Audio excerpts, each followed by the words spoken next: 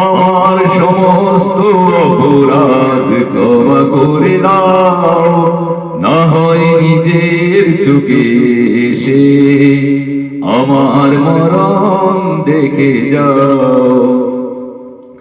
আমার সমস্ত অপরাধ ক্ষমা করে দাও, না হয় নিজের চোখে এসে আমার মরণ দেখে যাও। কি হবে বলো এই জীবন রেখে, আর যে জীবনে নেই তুমি, আছে শুধু কষ্ট তোমাকে না পাওয়া।